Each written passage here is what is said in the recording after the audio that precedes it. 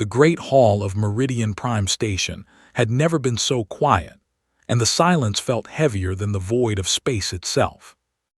Ambassador Kethrani of the Veloxy Dominion stood at the central platform, her 4 arms spread wide as she addressed the Galactic Assembly, and her scales shimmered under the harsh lights like polished obsidian.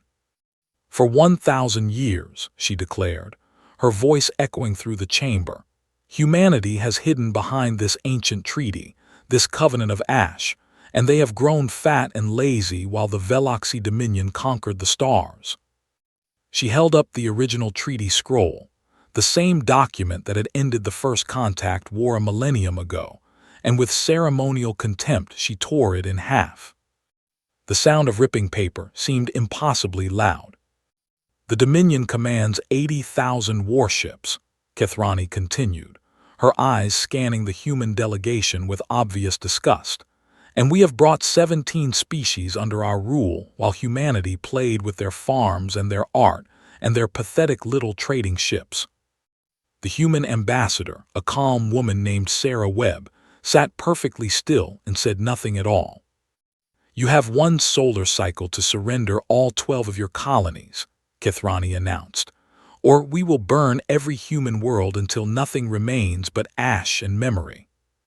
She expected fear, she expected begging, she expected the humans to fall to their knees and plead for mercy.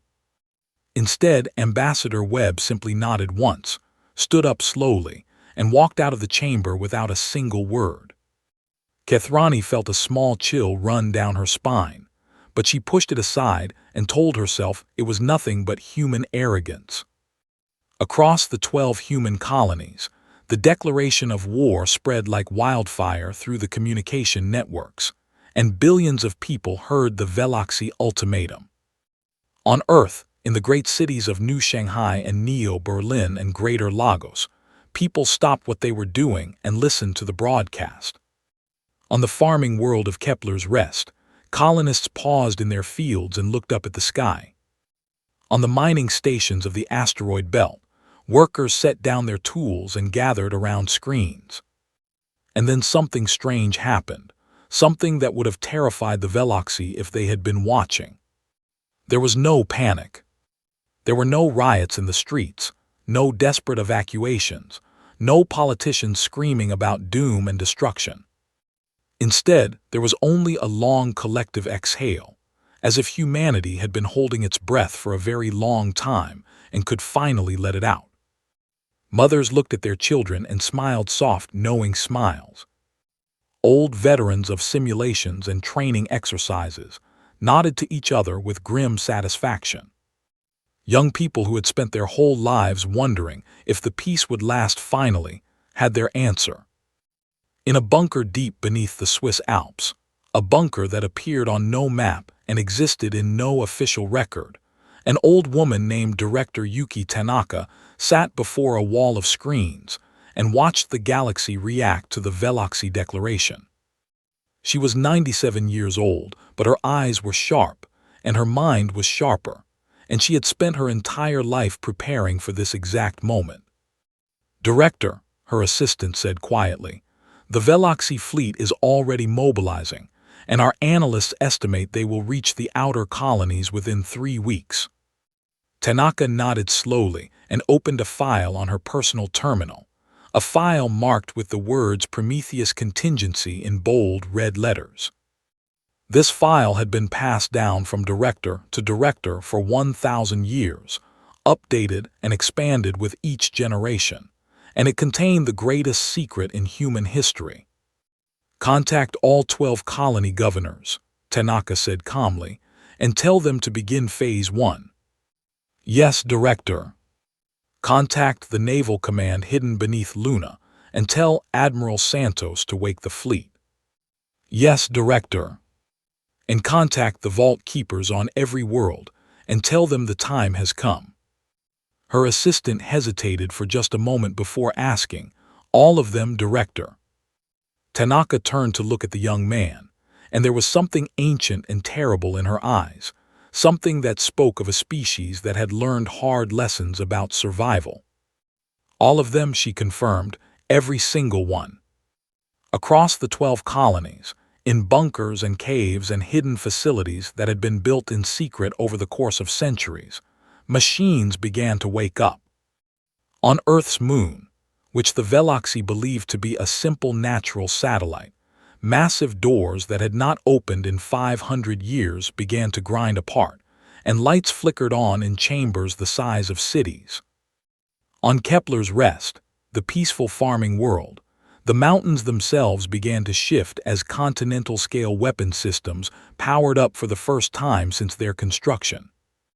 In the asteroid belt, what appeared to be simple mining stations revealed their true nature as warship construction yards capable of producing destroyers in a matter of days. And in cryogenic chambers scattered across human space, soldiers began to wake from their long sleep, men and women who had volunteered to wait in frozen darkness for a war that might never come. Captain Marcus Chen opened his eyes for the first time in 200 years and took a deep breath of recycled air. "Status report," he said immediately, his training taking over before his mind had fully awakened. "The Veloxi have declared war, Captain," the medical technician told him, "and the Prometheus contingency is active." Chen sat up slowly, feeling the stiffness in his muscles from 2 centuries of sleep, and he smiled a cold smile that held no warmth at all. "Finally," he whispered.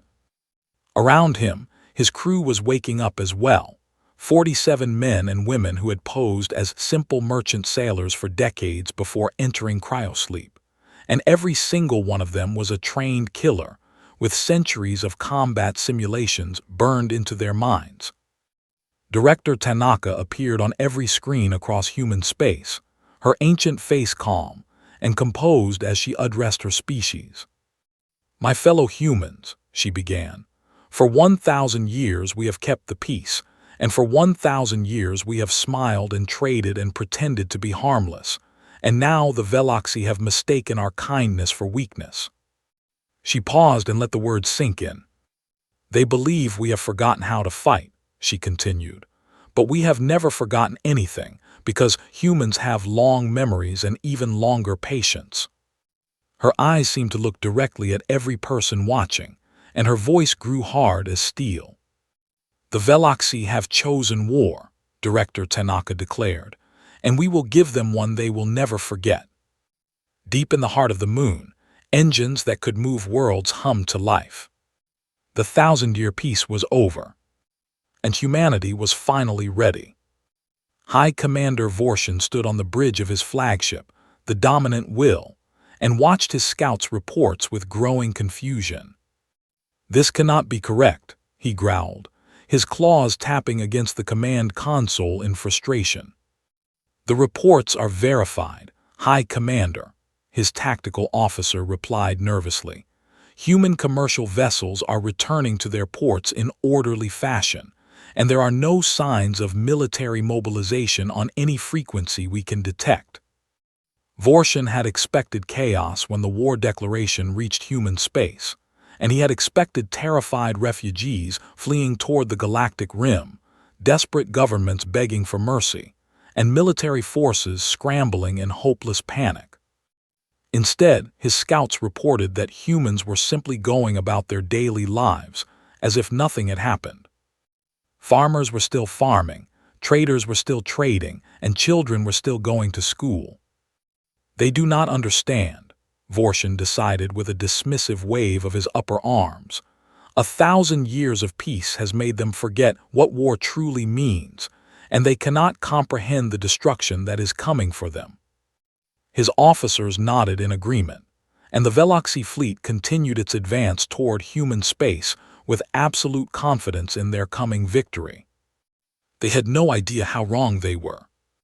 On the colony world of New Tasmania, a woman named Dr. Elena Vasquez walked through the doors of what appeared to be an ordinary university research building. But when she pressed her palm against a hidden scanner and spoke a code phrase that had been passed down through her family for generations, a secret elevator carried her 3 kilometers beneath the surface. The facility that waited below was the size of a small city, filled with laboratories and factories and hangars that contained technologies the galaxy had never seen. "Good morning, Doctor," a young technician greeted her. "The quantum disruption field generators are ready for final testing." "Excellent," Alina replied. "And what about the gravity manipulation arrays?" "They're fully operational and ready for deployment." Alina nodded with satisfaction and continued walking through the vast underground complex, passing rows of war machines that would have seemed like magic to the Veloxi. For 1,000 years, humanity had pretended to focus on art and agriculture and peaceful trade, while secretly pouring resources into military research and development. Every human university had a hidden weapons laboratory beneath it. Every factory had a secret production line for military equipment, and every research station had been working on technologies designed to win the next war. The Veloxi thought humans had grown soft, but the truth was far more terrifying. Humans had spent a millennium preparing for this exact moment, building an arsenal that could crush any enemy, and hiding it all behind smiles and handshakes and friendly trading agreements. Captain Marcus Chen walked through the corridors of his ship, the Morning Star, and watched his crew transform before his eyes.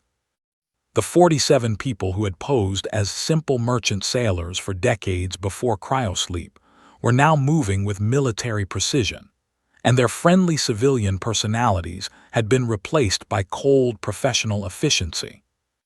"Captain on deck," his first officer announced as Chen entered the bridge. "Status report," Chen ordered. "All systems online, sir. Weapons are charged and ready, and the civilian facade has been jettisoned." Chen looked out the main viewport and saw his ship's true form for the first time in centuries. The Morning Star had appeared to be an ordinary cargo freighter, bulky and slow and completely harmless, but that had all been a disguise. Hidden beneath the cargo containers and false hull plating was one of the most advanced destroyers ever built, equipped with weapons that could crack planets and shields that could withstand nuclear fire. And there were thousands of ships just like it scattered across human space, all of them waking up and revealing their true nature. "Sir," the communications officer reported, "we are receiving activation orders from Naval Command." "Put it on screen." Admiral Maria Santos appeared, an old woman with steel-gray hair and eyes that had seen countless battles in simulation, and she spoke with calm authority. "All Prometheus units, this is Admiral Santos, and the time has come to show the galaxy what humanity truly is." She paused to let her words sink in before continuing. "For 1,000 years we have hidden our strength, and for 1,000 years we have watched and waited and prepared, and now the Veloxi have given us no choice but to reveal ourselves. Our ancestors nearly died in the First Contact War because they were unprepared, and they swore that humanity would never be caught off guard again, and we have kept that promise. The Veloxi believe they face a species of farmers and merchants, but they are about to learn the truth. They face the children of warriors, the descendants of survivors, and the inheritors of 1,000 years of preparation."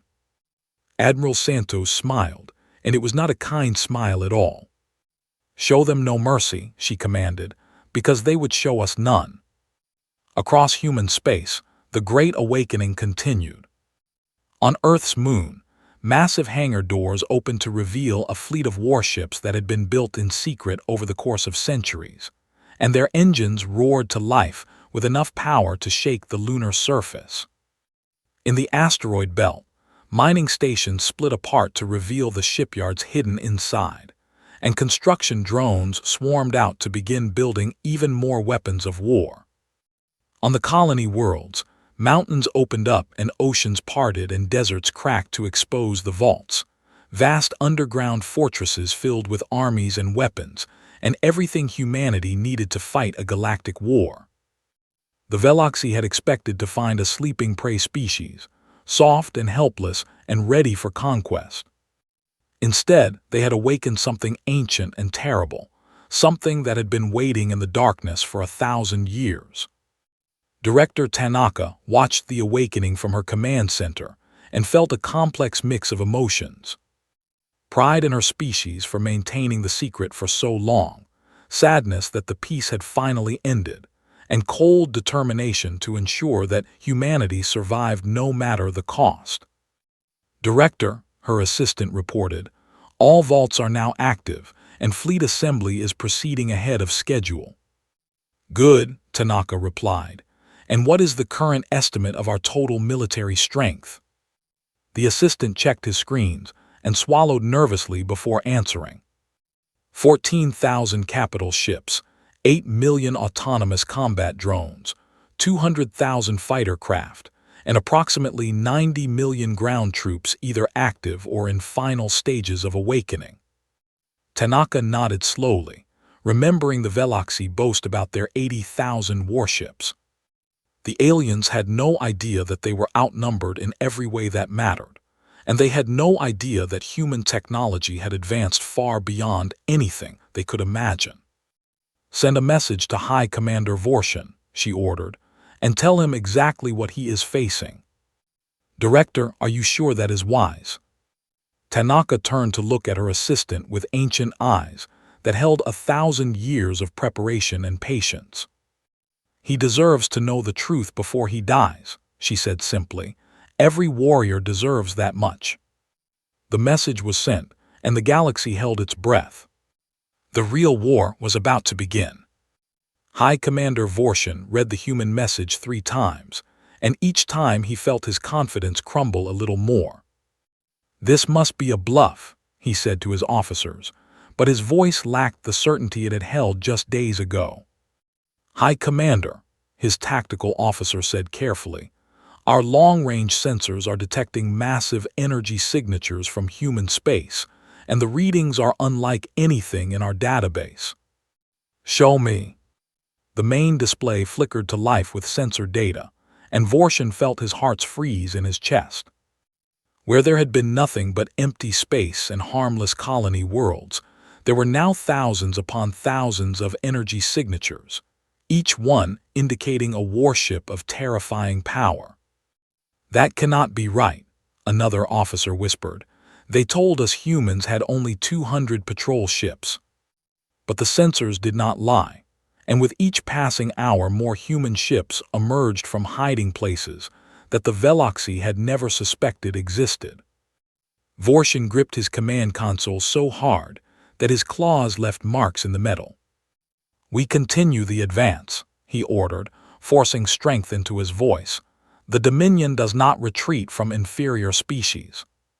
But deep in his hearts, doubt had taken root. The Veloxi fleet entered human space 3 days later, and they chose the colony world of Kepler's Rest as their first target. From orbit, it looked exactly like the intelligence reports had described. A peaceful farming world with rolling green hills and small villages, and absolutely no military installations.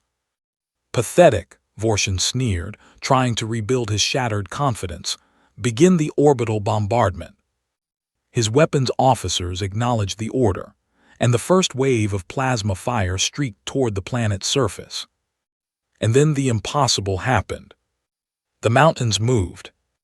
Massive sections of rock and earth split apart to reveal gun batteries the size of cities, railgun systems that could fire projectiles at a fraction of the speed of light, and energy weapons that made Veloxi technology look like children's toys.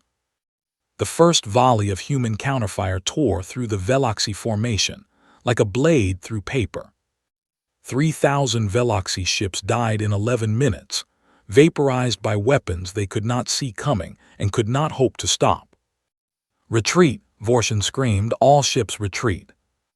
But the humans were not finished.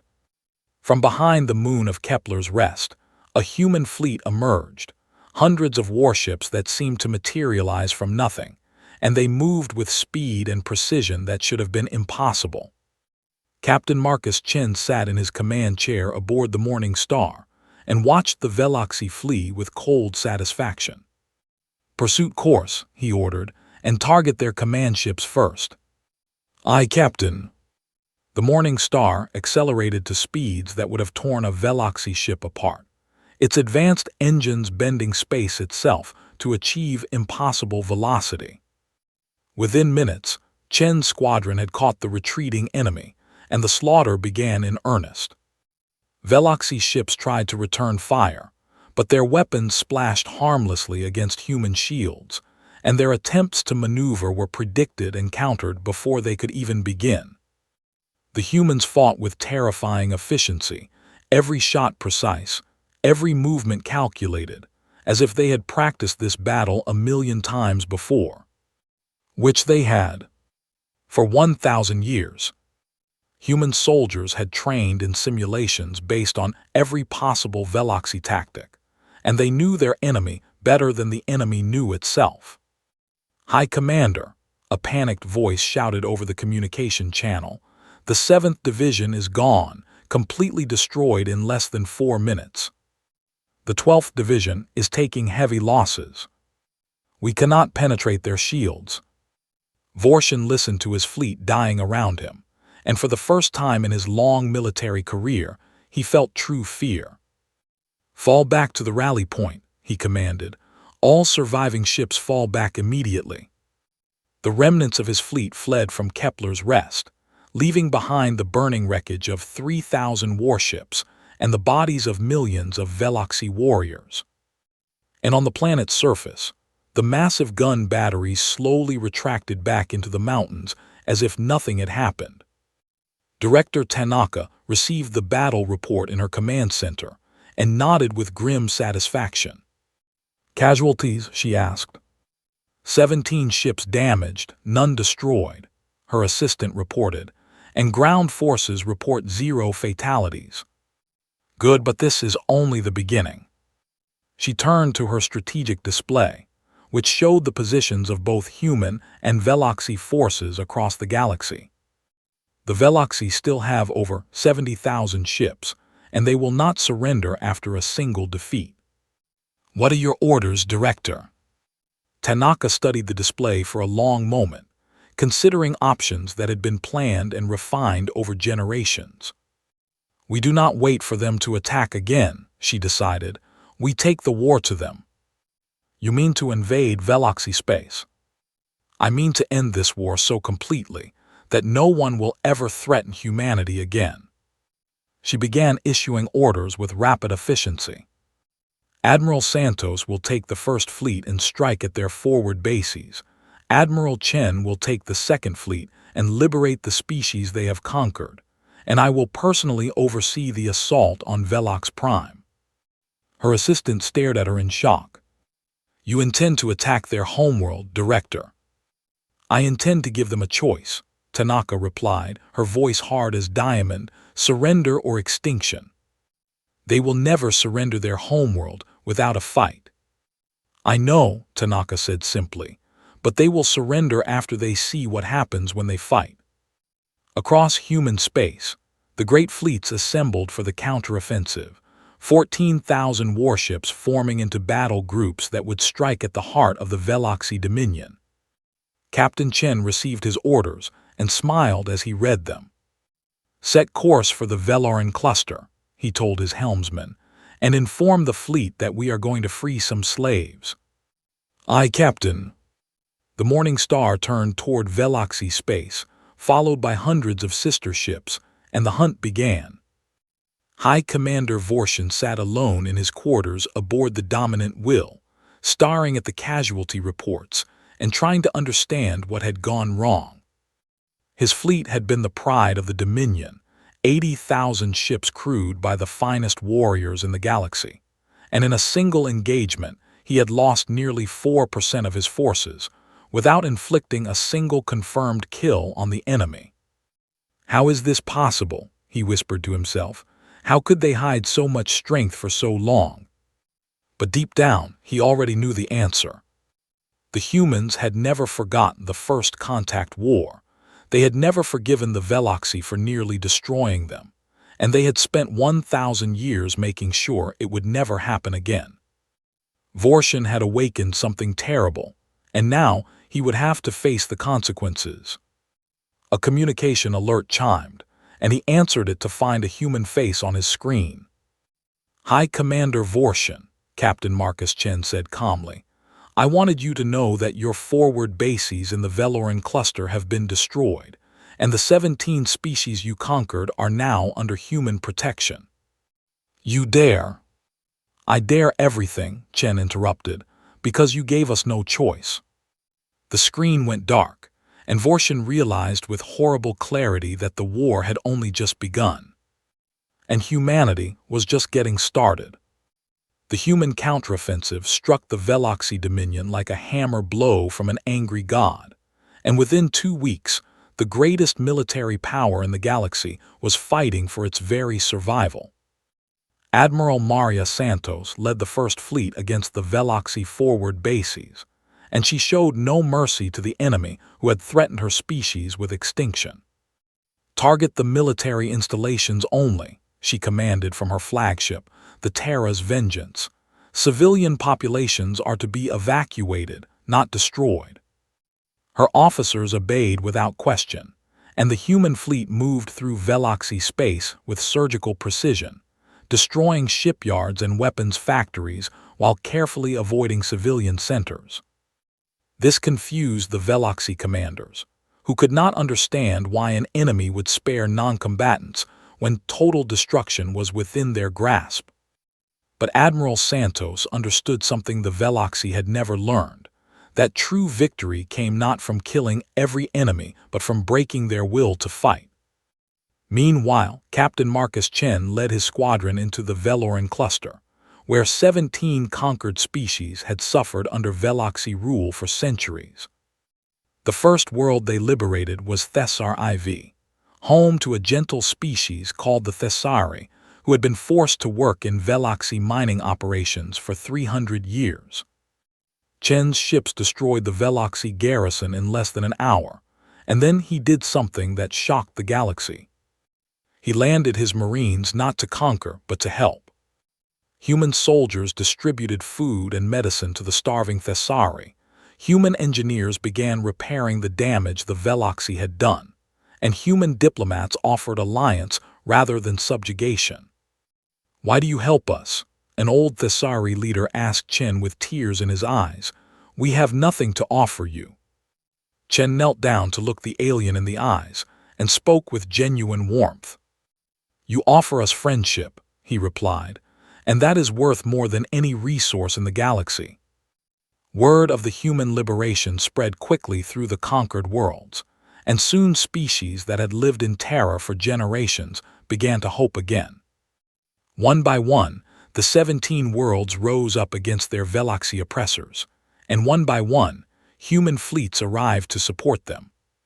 High Commander Vorshin watched his empire crumble and felt rage building in his hearts. "They are stealing everything we built," he snarled at his officers. 300 years of conquest undone in a matter of weeks. "High Commander, perhaps we should consider negotiating." "Never," Vorshin roared, slamming his fists against his command console. "The Veloxy do not surrender to inferior species." He rallied his remaining forces, 42,000 ships that had survived the opening battles, and he prepared for one final desperate assault. "If we cannot defeat them in open battle," he declared, "then we will strike at the heart of their civilization and burn Earth itself to ash." His officers exchanged nervous glances, but none dared to argue with the High Commander's fury. The Veloxy fleet gathered at the edge of human space, preparing for a suicide charge that would either destroy humanity or die trying. Director Tanaka received intelligence about Vorshin's plan and smiled coldly. "He thinks he can reach Earth," she murmured. "Let him try." She gave orders for the home defense fleet to prepare, and she activated weapons systems that had been dormant for 1,000 years. Earth's moon, which the Veloxy still believed to be a natural satellite, finished its transformation into a mobile battle station capable of devastating entire fleets. And in orbit around Earth itself, a ring of defense platforms decloaked to reveal weapons that could crack planets. Vorshin led his fleet toward Earth with the fury of a cornered predator, and his ships burned through human space at maximum speed, ignoring the colonies and heading straight for the human homeworld. Captain Chen and his squadron moved to intercept, but they were outnumbered 10-1. "Sir," his first officer said carefully, "we cannot stop 40,000 ships with our current forces." "We do not need to stop them," Chen replied. "We only need to slow them down." The Morning Star and its sister ships engaged the Veloxy vanguard, and though they were vastly outnumbered, they fought with the skill of warriors who had trained for 1,000 years. Human ships danced through enemy formations, their advanced systems predicting Veloxy movements before they happened, and every shot found its mark. Vorshin lost 2,000 ships breaking through Chen's blockade, but he pressed on with grim determination, his eyes fixed on the blue marble that was Earth. When he finally reached the human homeworld, he expected to find a planet protected by perhaps a few hundred defense ships. Instead, he found a wall of death. 8,000 human warships formed a perfect sphere around Earth, their weapons charged and ready, and behind them the moon loomed like a giant eye watching the approaching enemy. "All ships," Vorshin commanded, "attack pattern Omega, target the planetary surface." The Veloxy charged forward, firing everything they had at the human defenses. And the humans answered with fire that seemed to come from the stars themselves. The moon opened up, revealing thousands of weapon ports that blazed with energy powerful enough to vaporize mountains, and the orbital platforms added their own devastating volleys to the carnage. Veloxy ships died by the hundreds, then by the thousands, and still they kept coming because Vorshin had given them no other choice. Director Tanaka watched the battle from her command center, and though her face remained calm, her heart ached at the waste of life. "Open a channel to the Veloxy flagship," she ordered. Vorshin's face appeared on her screen, twisted with rage and desperation, and she spoke to him with a voice that held no anger, only sadness. "High Commander, you have lost, and there is no shame in accepting defeat." "Veloxy do not surrender," he screamed. "Then more of your people will die for nothing," Tanaka replied, "and I do not want that because we never wanted this war." Vorshin stared at her, and for a moment his rage faltered. "You speak of mercy after you destroyed half my fleet." "You declared war on us," Tanaka reminded him gently. "You threatened to burn our worlds and kill our children, and we defended ourselves. But we do not hate you, Vorshin, and we do not wish to exterminate your species the way you wish to exterminate us." "You could have left us alone," she continued. "You could have had peace forever, and we wanted peace. We loved peace." Her eyes hardened. "But you mistook our love of peace for inability to wage war, and that was your mistake."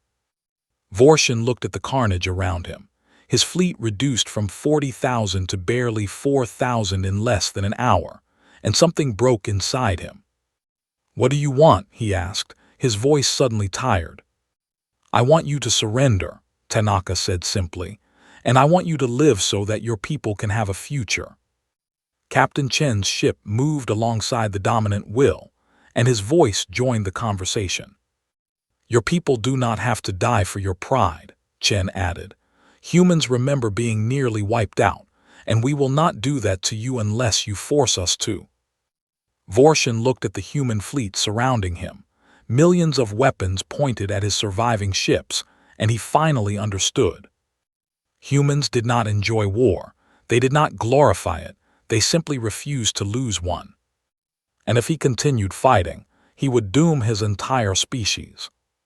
"I surrender," High Commander Vorshin said, and the words tasted like ash in his mouth.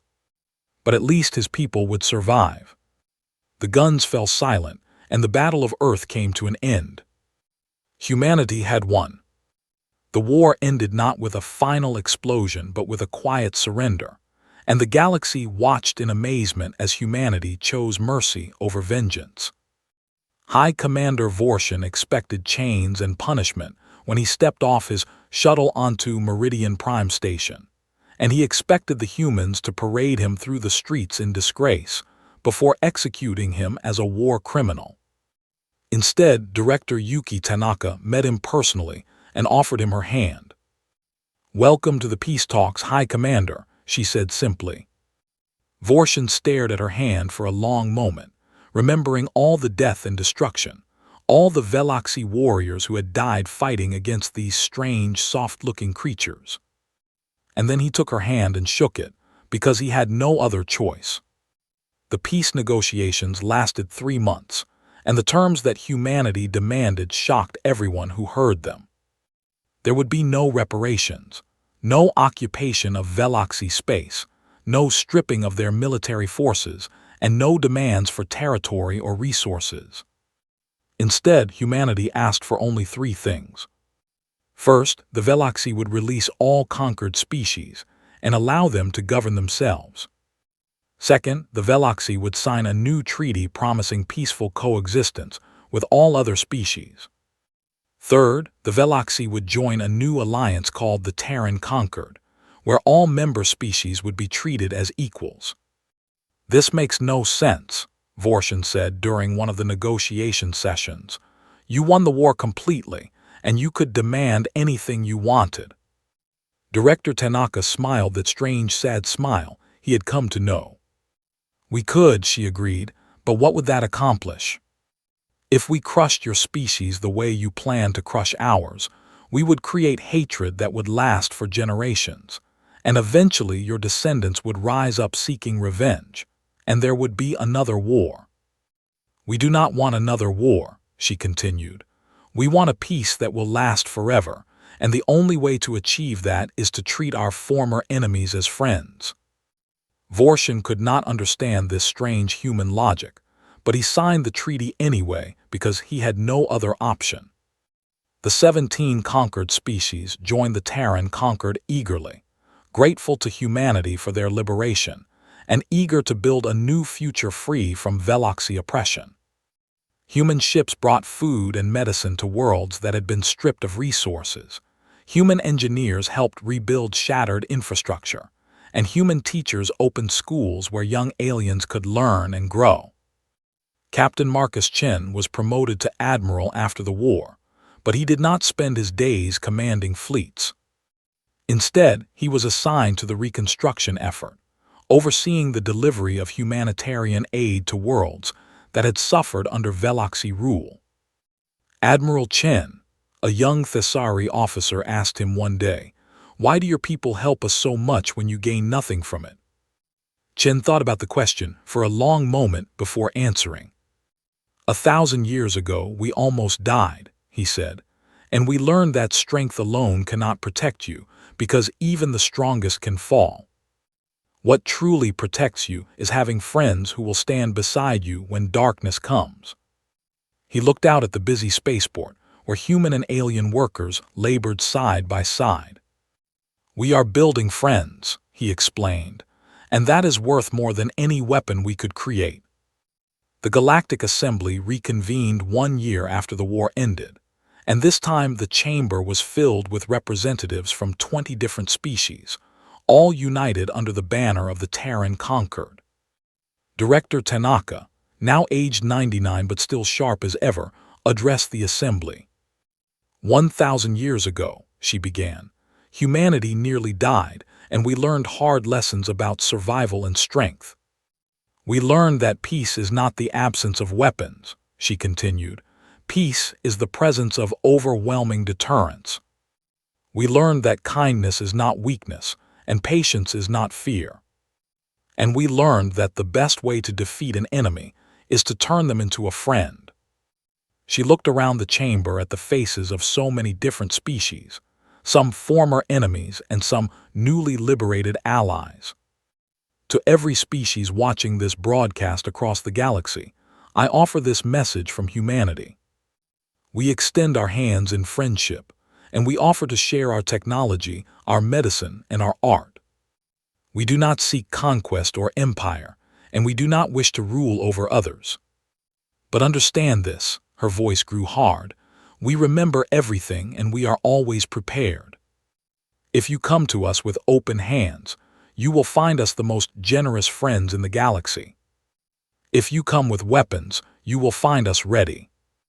The chamber erupted in applause, and for the first time in 1,000 years, the galaxy knew true peace. 20 years passed, and the scars of war slowly healed. Admiral Chen, now gray-haired and approaching retirement, stood on the observation deck of Meridian Prime Station and watched a sight that would have been unimaginable during the war. Human children and Veloxy children played together in the station's recreation area, laughing and chasing each other in the way that children everywhere have always done.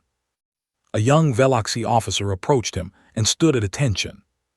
"Admiral Chen," she said respectfully, "I am Lieutenant Kithvara, and I have been assigned to serve on your staff." Chen looked at her and recognized the family name immediately.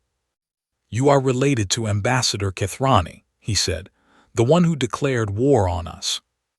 The young officer lowered her eyes in shame.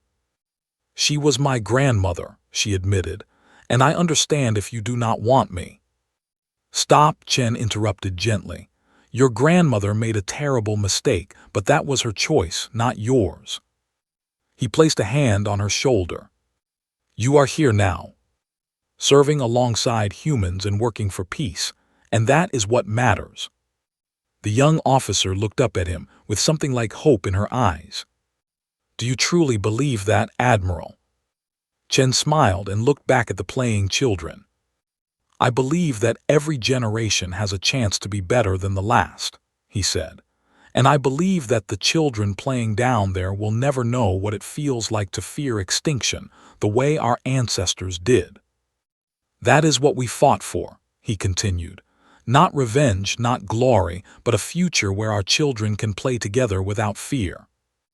Lieutenant Kithvara watched the children with new eyes and nodded slowly. "My grandmother was wrong about humans," she said quietly. "She was," Chen agreed, "but you do not have to be."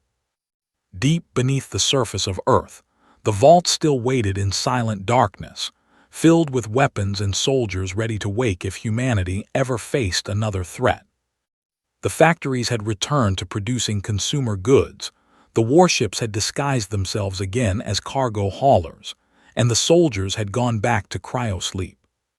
Humanity smiled and traded and made friends across the galaxy, just as they had done for 1,000 years before the war. But they never forgot, and they never stopped preparing. Because humans had long memories and even longer patience, and they knew that peace was something you had to work for every single day. And if another enemy ever came, if another species ever mistook human kindness for weakness, they would learn the same lesson the Veloxy had learned: that humanity loved peace more than anything. But they would never, ever lose a war. The stars shone down on a galaxy at peace, and somewhere deep in space, human children looked up at those stars and dreamed of exploration and discovery rather than war and death. That was the greatest victory of all.